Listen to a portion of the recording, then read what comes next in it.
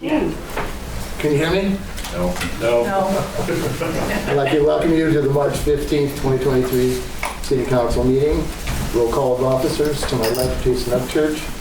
D. Krieger on the phone. Heather Newsom on the phone. To my right, Caleb Stapp, Naomi Diaz. City Clerk Treasurer Debbie Krieger.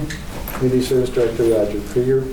I would like to ask you to stand now for the invocation tonight by Pastor David. Let's pray. Father, thank you for the beautiful day, and thank you especially for this beautiful part of the country we get to live in. Lord, please bless the council and the staff with inspiration beyond themselves, Lord, that they would be all that you created them to be, all that you gifted them to be. Thank you for the different opinions and the different points of view that working together can make the best, not only for the present, but also pave the way for future generations to have some of the blessings that we've so greatly enjoyed and that we're grateful to you for. In Jesus' name, amen.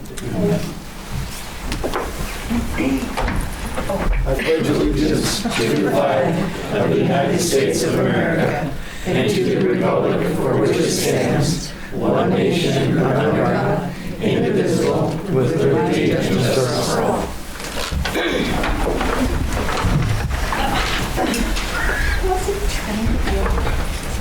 Okay, next up, item 4, approval of agenda. I would like to do an amendment and cancel item line 13. It's a duplicate. Motion to approve as amended. Second. We have motion second. All in favor? Aye. Okay, motion carried. Item 5, approval of March 1st, 2023 regular council meeting minutes. Motion to approve. Second, we have motion and second. Any comments or questions about the council? All in favor? Aye. Okay, motion Aye. carried. Item 6, interested citizens, oral communications. Requests and comments from the audience on unrelated agenda items. Thank you. Richie, we'll start with you, young man. Okay. Well, I guess, is this going to be the normal thing with having the oral communication at this point in the meeting, or? We figured we'd try it, see if Okay. there's any complaints or compliments or... Right. Okay. So actually, about the item 7, new business, the American Rescue Plan, was there any requirements in receiving those funds to have had a emergency declaration for the city? No. Okay. And then the other thing about the City Hall building, I know there's a plan to do a little bit of a tour, but then not being allowed to go up to the 3rd story because it was too dangerous. What is the main danger that exists up there? The stairwells, there's no handrails. Oh, okay. So it's a safety item. Okay. All right. That's all I have for now. Angela? Yes.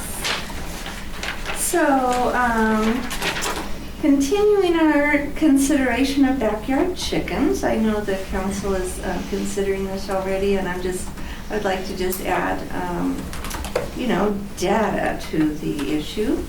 I'd like to continue considering it from the perspective of environmental responsibility. We recall the potential reduction of the landfill that the municipalities in Belgium are demonstrating. We should also take note of the potential for reducing the volume of toxic chemicals that inevitably find their way into our groundwater. I refer to insecticides, herbicides, and chemical fertilizers. Poultry and small animals such as rabbits provide natural alternatives. In our day of toxic overload, natural alternatives should be welcomed and approved, be they ever so humble. Votes for chickens. Thank you. Diane?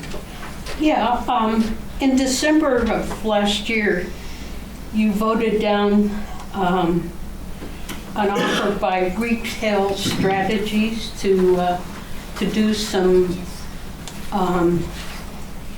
things to see what we could do to enliven our downtown area. Have you thought about reconsidering that again? Also, I was wondering if maybe you and the city council or the Chamber of Commerce could get together and look at maybe putting some planter boxes on Main Street in Crawford. Also, I wanted to point out that there's an ordinance 2011-709 that prohibits the city from having any businesses that are against the law. So I'm kind of questioning why we would write another law or ordinance to outlaw or ban pot shops. It seems kind of redundant to me. The previous council voted on not allowing them in the retail aspect of it. Because their consideration was because it's a federal law against it, they didn't want it. But that's what this ordinance says. It was already passed. So 4 years ago or 5 years ago, I believe. So, I don't know. It just seems like at this point it's more expense that we don't need to do. When are you going to vote to take it, to change that? I don't know. Just I think, if I recall that there was mention of possibly changing that law in favor of retail businesses just in view of the inevitability of a federal change. That was my understanding. Mine But too. I don't want you to, but.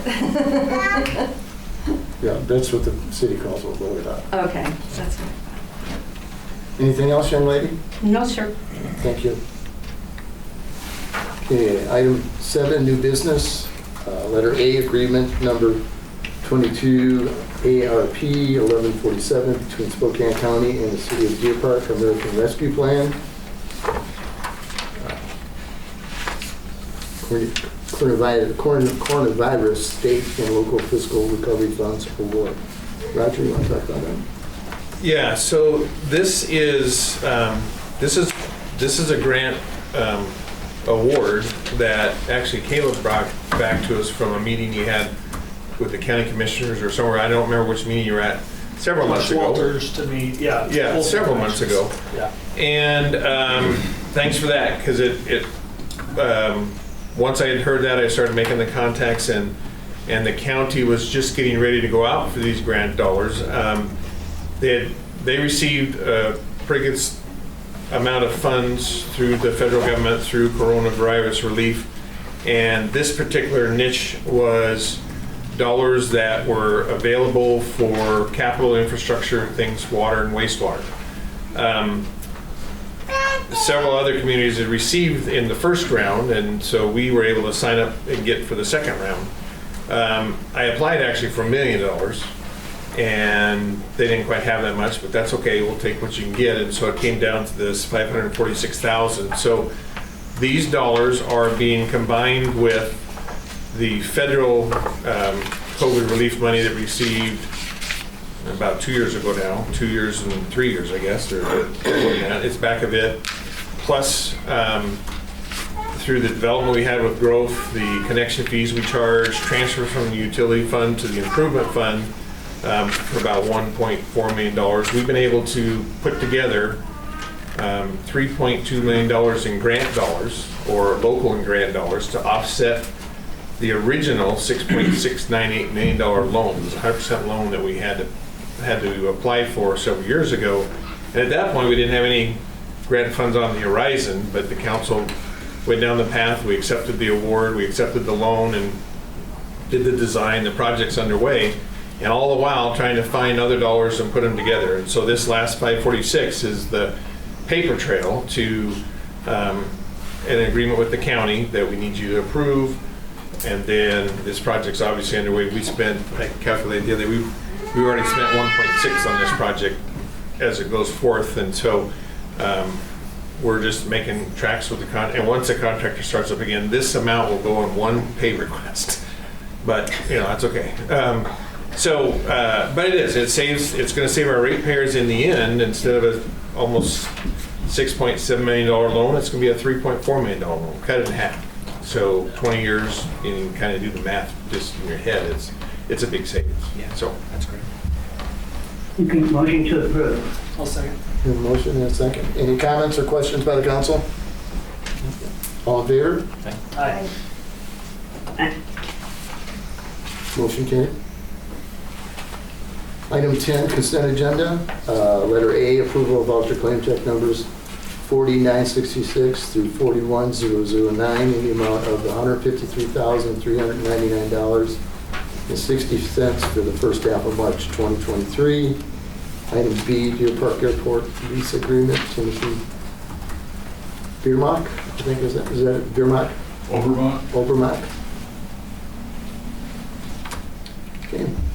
We entertain a motion. Motion to approve. I'll second. We have a Motion to approve. Okay. Motion and a second. Any comments or questions by the council? All in favor? Aye. Aye. Motion carried. Item 11, report of departments. Jake, are you there? I am. Okay. You have the floor, sir. Here. So today I was looking at the number of permits for spring this year and the same time last year, and we're about neck and neck, believe it or not, for the number of permits we've done already this year so far. So it's a 26 permits, various permits. It's not single-family homes or homes in general, but I thought it was kind of interesting that we were kind of the same place we were last year at this time. We have had a couple of pre-development meetings in the light industrial area, so there's definitely more activity there that I've seen so far since I've been here. So that's kind of nice. Hopefully get some room out there with some big buildings. Just met with some folks. One of their buildings was 64,000 square feet, the other one's like 42,000 square feet. And then there's another building as well that's in pre-development stages with. So the single-family homes, I have had some discussions with a national builder that is looking at coming into the area. Just preliminary, nothing's confirmed yet, but we may be seeing them there in one of the upcoming developments that we have. So other than that, with the road restrictions on it, it's been a little, this time of year, we're slow because we can't get concrete and things of that nature to keep the homes moving forward. So, but that's hopefully here in the next few weeks should be coming to an end and maybe rolling again. But that's about all I have. Thanks, sir. Thank you. Brad? Me and the guys are finishing up some renovation projects that we did this winter. We had to plow some more snow, which was unfortunate. And we started today getting ready for spring. We pulled chains and snow plows off. Scott was out trimming some trees and branches that broke off, and so sweeping, getting ready to start sweeping up all the sand that we threw down. So we're moving into spring, hopefully. What do you do with the sand? Do we get rid of that? Do we use it? We basically compost it. Okay. Everything we sweep up. Periodically, we go out and pick the garbage up that we generate, but we basically out at the end of Aspen Road, there's a big hole out there that they dug years ago. I think they was part of that at the sports complex, but we just put it there and pile it, and then later we go back and scoop it up and reuse it. Okay. So yeah, great. Thanks. Thank you. Darold? Basically, same thing as Brad. We're repairing everything that broke during the last snow plowing. Starting to do some road grading and repairs from what got damaged during the winter. Thank you. Roger. So I've been working as of late with the city attorney. We have an Avista franchise. We had one for water, or one for power, and one for gas, and they had about a 4-year separation to them. And they requested that we get them grouped in together, and there's really no reason why not to try and do that. So we're currently working on the portions of that franchise agreement and should have it back to you the first or second meeting next month. Just to inform you, we will probably have an annexation request before you. The gentleman that owns the property south of Parkway Chevrolet that's in our urban growth area boundary has been working through the environmental process and gathering and all that kind of stuff to look at that property. Currently, I'm working with the county trying to discuss South Dalton Road or South Caldwell changes to South Dalton.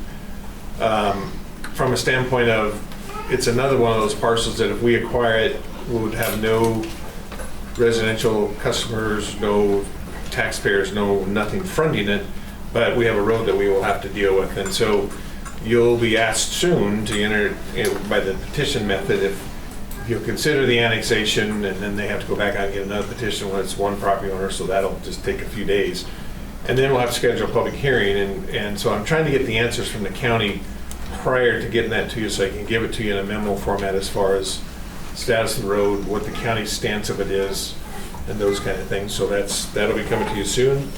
As Jake said, we have several subdividers. We have one subdivision that's underway. He was able to mobilize equipment in prior to the road restrictions and his equipment, so he's up there working. That's called Mountain View Meadows on the north portion of High Desert Drive. We met with another one today called Marshall Meadows, which is south of the sewer lagoons up there, and they're getting ready to start as soon as the road restrictions come off. We have Dalton Creek that wants to be done and have houses started in July, so there's going to be a lot hopping as soon as those restrictions come off. We do have an inspector on board on the one up on Mountain View Meadows, and he'll bounce around and cover those. And then that X one, every once in a while you buy a widget and it really works out. We have in our utility billing system and the water meters we're having the capability to read pressures and temperatures from some of the new meters and locations, and we've been installing those in all the new houses. Well, we had one, an option they have, it's called pressure profile, where you can actually call it up on the screen just with his computer, see the water pressures from around town. Quite often we have people call and say, hey, I have no pressure, and we can go right to the map real time and take a look and tell them what we have in the close nearby area. Well, lo and behold, we were going through a training session the other day on that, and here's this little red dot in the middle of the map that this stuff comes up in. And long story short, it was a meter that said the water pressure was 158 pounds, or it was a number they can't get there. And that location had a water meter freeze once before. And so we were able to contact the homeowner right away and get that meter and that water source turned off before it froze and broke and damaged stuff inside the house. So every once in a while, those things we get really help. And that was a time when we just have to catch it on the map. Say, why is that service red and not blue like everything else? And so kind of a neat feature we have, and we'll be able to see the pressures around town, and Jessica will be able to use it for customer service, and a great feature. That's all I have. May I ask a couple questions? Last year we had information about potential annex north of the city, and then I think also northwest or west-ish in that area. Any update on any of that? So the north one, they're working on their 60% petition. They've had some meetings with those folks, talked with them one-on-one, do all the things to try and get all the signatures on the documents so that the water agreements we have aren't the means for which Tim can sign off on the parcels. So they've done a good job trying to talk to all those folks. I'm not telling you there's unanimous support for it, but I think they'll meet their 60% threshold criteria that they have to have. When that comes in, then I'll report back to you, and then you guys get to set a public hearing date, and then there's a public hearing notice, and And that's when that goes out, people can come in, and then that final decision will have to be made on that annexation, and when there's an ordinance has to be passed and all that stuff, it goes to the county, and then there are several steps, but that one's moving along. The other one, which is around the mill site area, the old mill site, those folks have a lot harder task in that that land is separated by a lot of county parcels next to our current parcel. And there isn't a whole lot of people requesting that to happen other than the developer. And several small houses on parcels still have a value more than one big chunk that could be developed. I mean, so it's all based on assessed value. So I think the last time I talked to those folks, I'm not sure they're going to keep pursuing it, just from the hurdle they have to have of, I think they can get the 10%, but the 60% is probably not achievable, and I'm not sure they've figured out it's worth their time. And in the state of Washington, it's not like we can just go absorb it on our own necessarily, so it's an annexation process, so through petition. So. And then one other question on the lines of beautification, actually. So I happened to be in Israel last month, and there are roundabouts everywhere. It was pretty crazy. And they do like cute things with their roundabouts. Like, it doesn't look like expensive. If we were to like pursue that, could we do that with our roundabout? Could we do something to cuten them up? If we did, is there a process? Like, would we need to get like our engineers to look that over, or what would we need to, how would that come about? Well, actually the council several years ago made well, as we designed the very first one, the decision that was at Crawford and Weber was not to have stuff in the middle to look at, and so that's the reason you see it there. And then after that, they also passed an ordinance to not allow for things in the roundabouts. So you'd have to deal with that first. Assuming that ordinance would pass, yes, there's things you can do there. We've when they were in, well, the bigger ones, which are not the one at Colville, this doesn't have it, but the one at Weber has, stormwater in the middle. We've plumbed water out to it. Should a water feature need to be? I even think we brought power out to it. Should that ever be a thing? Which one? The one at Crawford and Weber. Okay. The one on H, I think we brought water to that one too. Water. Yeah, Really? and I don't know about power though. I don't think there's power Yeah, in any I'm of not them. sure. Okay. So we did that as part of the construction of it. Someday, some council may want to take that on. There's costs there, obviously. Sure.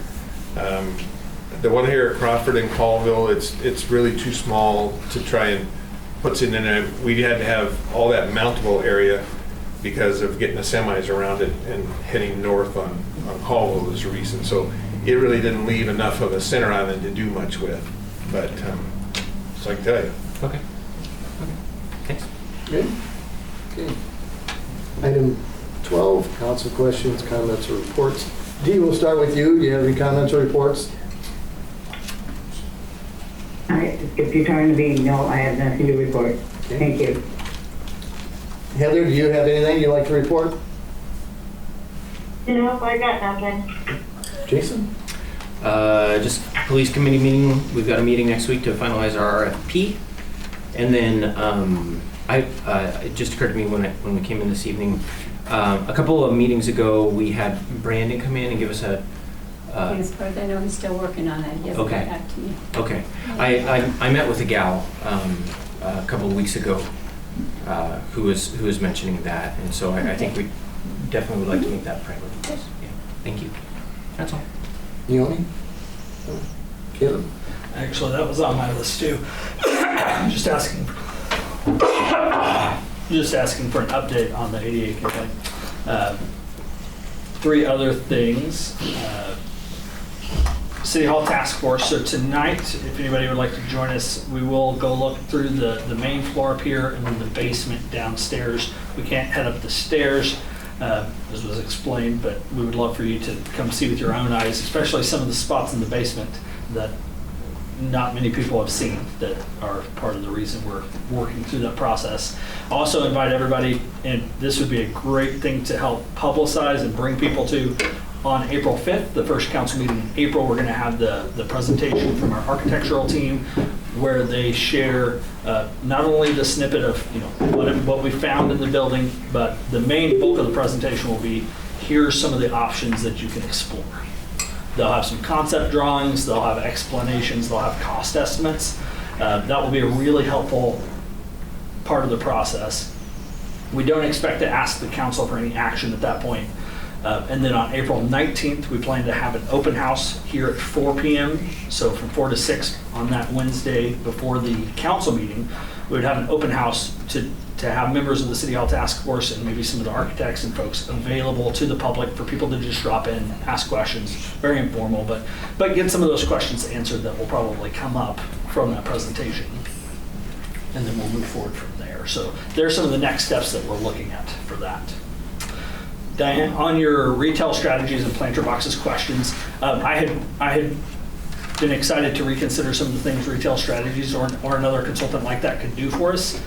I know when I voted against that, I was not against the idea of some of the things they could bring, just a very particular slice of what they were proposing at that point. I would caution us that from my experience of seeing retail strategies actually work with Chihuahua, they seem to be doing great work. The town seems to be receiving that well for what they're doing already. But the money is by far the smallest part of the effort. So I think it would really help our city, but I'm seeing a tremendous amount of time and effort from the mayor and various city council members from the chamber. And there's I think weekly meetings, multiple meetings a week that have been going on for months to work on some of those economic development ideas. So I think it's absolutely worth it. Definitely. Yeah. And so, yeah. Well, I was thinking at the time, I wasn't on the council at the time.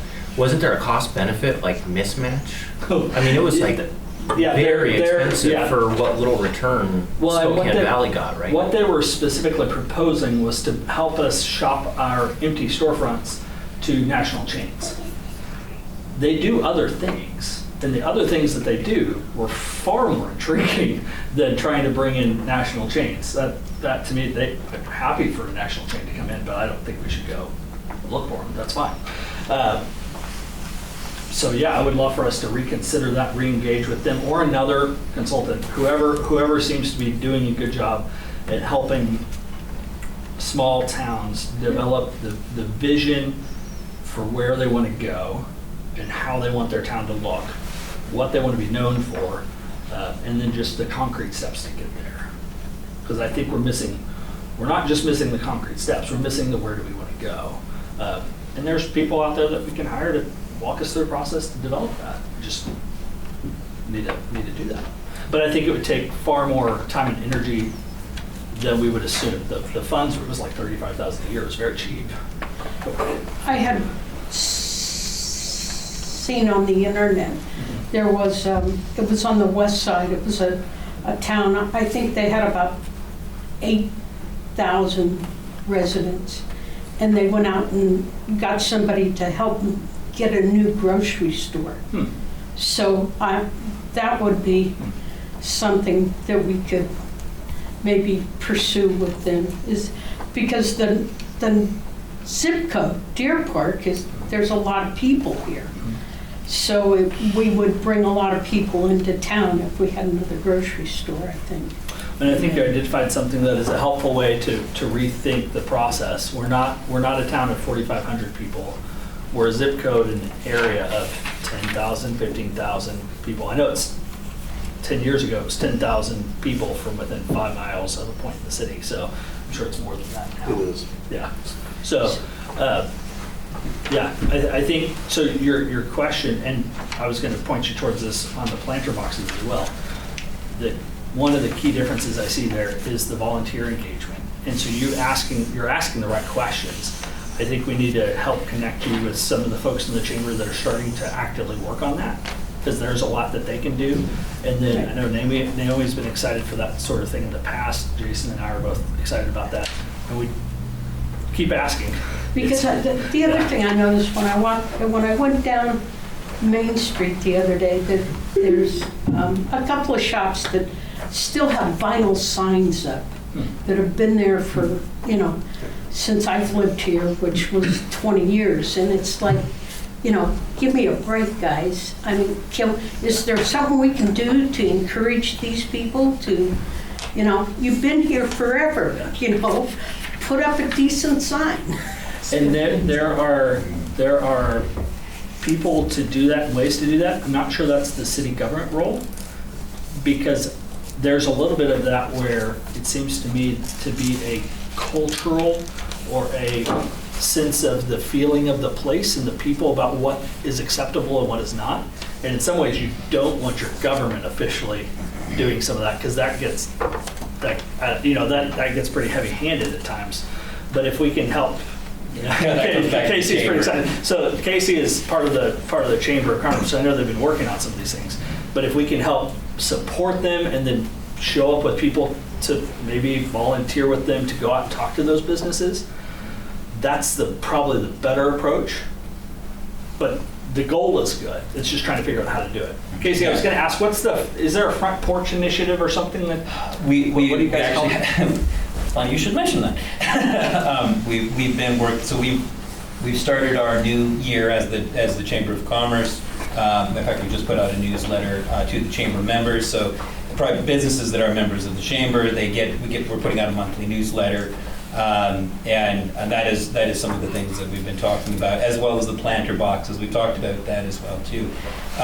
From the citizenry, what would be quite useful is more volunteerism. I mean, really, that ultimately is our biggest problem, is getting the help that we need to do what we need to do.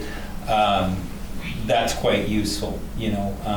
Like going back to... Do they call Jennifer Schultz? Is that who they volunteer with? Do they call the chamber office? Any one of the chamber members, they can put you in, depending on what facet you want to fit in. So, like the planter boxes, for example, one of the complications is just simply watering them.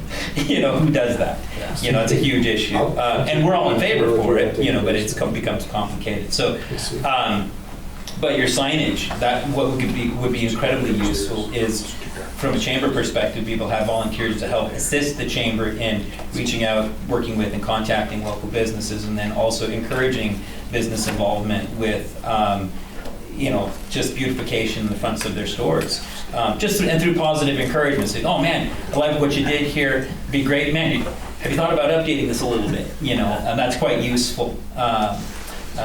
Casey, is the board, or could the board do anything to develop like 1 hour a week or 1 hour a month job description, so that if somebody contacts them and says, hey, I want to help with this kind of project, that you hand them and say, well, this is what we would have you do if you want to do this with us?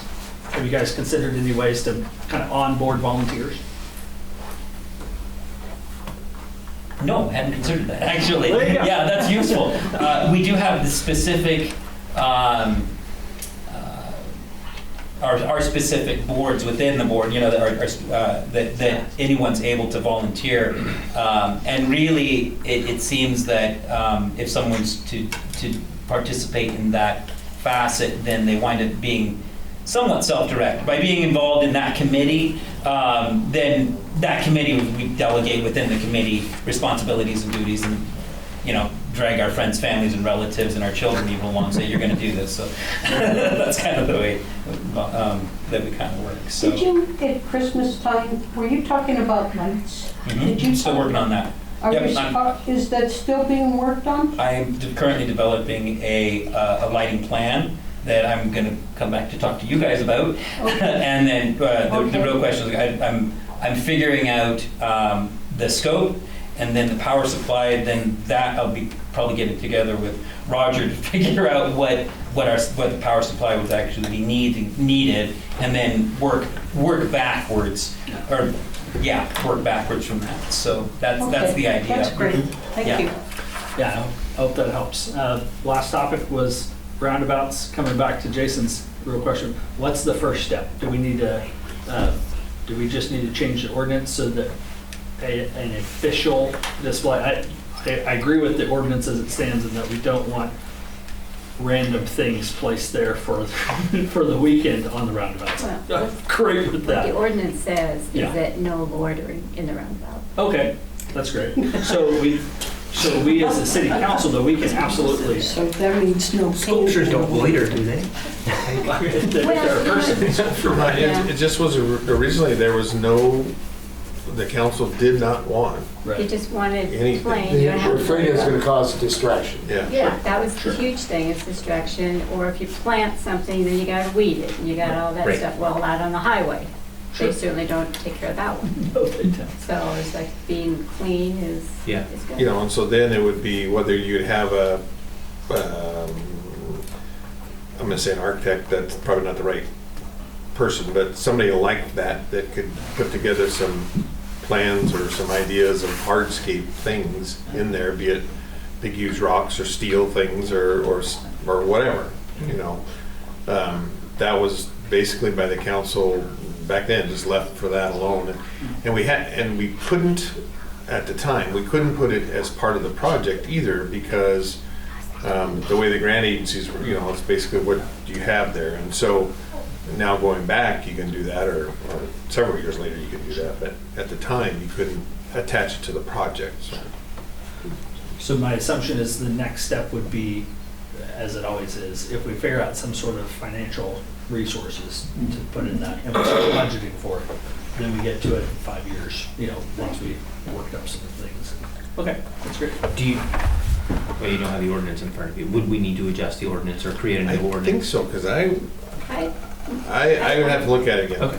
I mean, I don't really remember exactly what it says, other than they were, some signs showed up, and the first thing out of it was a prohibition against that kind of stuff. And so our guys will go out there on some Fridays and pick up sandwich boards and pack them down the shop. I mean, Yard sale signs and stuff. Yeah.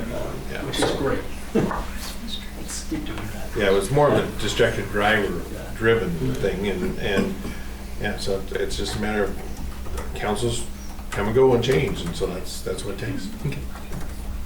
You good? Yes, sir. Okay. Item 14, adjournment. I have one more question, sorry.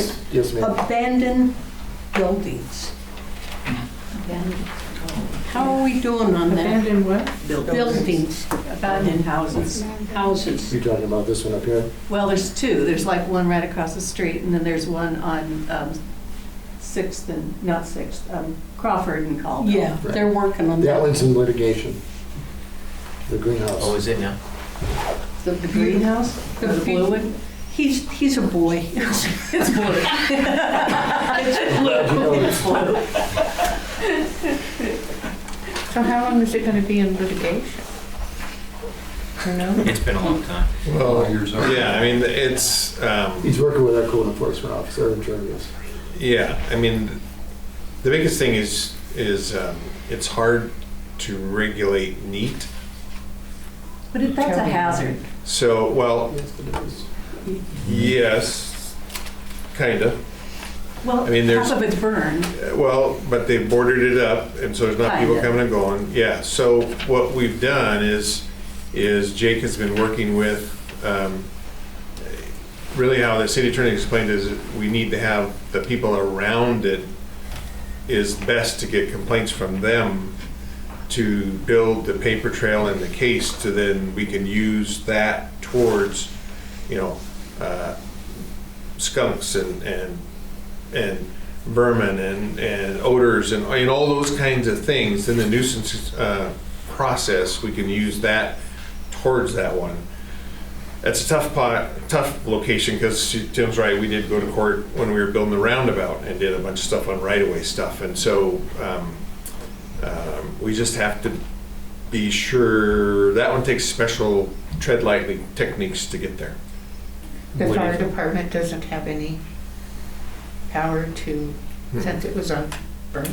No, I mean, it's boarded up. It's not to say that, well, never mind, I'm not gonna say that, but it's boarded up, and they saved it once, and it's too close to the fire station, basically. Yeah, but this house over here just went. Well, they saved a lot of it too, but, and that one's going through an insurance process and all that kind of stuff, so it'll take a while, just that itself. Right. But Would it help the city's case if citizens wrote in complaint letters? it's really more specific to those that live by it.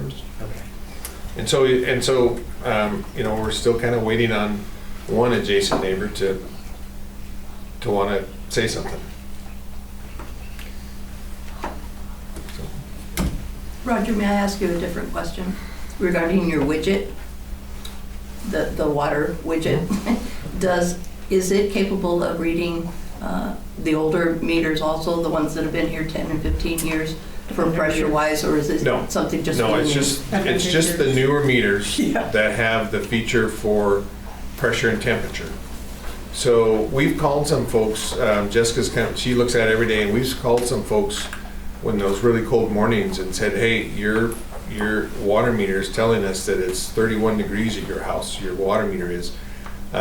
We went around and sent out notices to houses that these meters were installed in the last year and a half, and then went back to them because we did find some that the contractors hadn't insulated the meters like they're supposed to, and we caught those and did some of those as well. It's kind of a nice feature. They're really expensive meters. They also have a feature that we can shut water off remotely, which has helped our guys when there's been a problem with being able to get it off right away. So yeah, I was looking more for pressure. I've had a pressure issue for a lot of years, and I was just in hopes that it could finally be seen. We're reading all the water meters with basically a computer command, and she has all the monthly reads in a matter of an hour or so. I suppose I don't even know if it's that long anymore. Whereas it used to take us 2.5 days, you know, to read the meters alone. So. But it was fun to say hi to Mike. Yeah, and he liked it. Maybe that's why it took 2.5 hours. He and his bicycle. Yeah. So who wants to see main floor of City Hall? Okay. Who wants to see the basement? Oh, it's in either one. Roger will take the basement, I'll take the main hall. Yeah. So basement-wise, you just got to go out there down the ramp and I assume people would want to see both. Yeah. Not be one and the other? Yeah. Oh, okay. Okay, great. Thank you. Yeah. Just trade places, Caleb. First group, second group. I make a motion to adjourn. Second.